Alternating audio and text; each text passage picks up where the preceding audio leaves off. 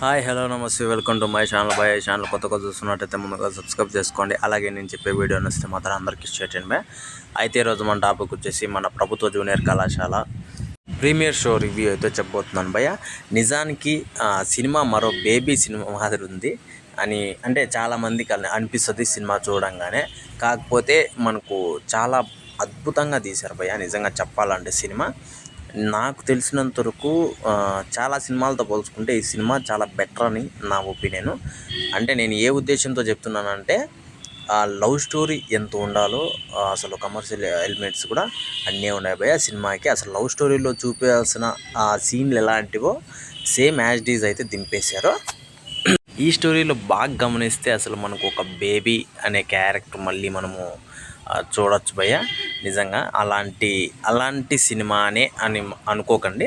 కాకపోతే సేమ్ ఆ ప్యాటర్న్లోనే అన్నట్టుగా అనిపిస్తుంది సినిమా మాత్రము. కాకపోతే ఇంకోటి వచ్చేసి హీరోయిన్ యాక్టింగ్ భయ్య. వీళ్ళిద్దరు యాక్టింగ్ అసలు నిజంగా చాలా నేచురల్గా ఉంటుంది. మనం సినిమా చూస్తున్నంతసేపు వీళ్ళిద్దరి కోసమే సినిమా చూడొచ్చు భయ్య. ఆ రేంజ్లో అయితే ఉంటుంది సినిమా. ఇంకా ఈ సినిమా స్టోరీ విషయానికి వస్తే మాత్రం రెగ్యులర్గా జరిగే లవ్ స్టోరీ భయ్య. అంటే ఈ కాలానికి తగ్గట్టు ఎలాంటి లవ్ స్టోరీలు అయితే జరుగుతున్నాయో సమాజంలో అలాంటి లవ్ స్టోరీని అంటే ఒక ట్రూ బేస్డ్ స్టోరీతో అది తీసుకొచ్చారు భయ్య. నిజానికి ఇది రియల్ స్టోరీ అనమాట.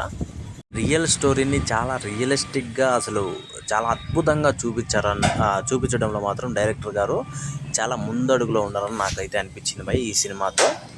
అయితే ఈ సినిమా మొత్తంలో నాకు భారీగా నచ్చిన సీన్ అంటే లాస్ట్ ఎండింగ్ సీన్ భయ్య.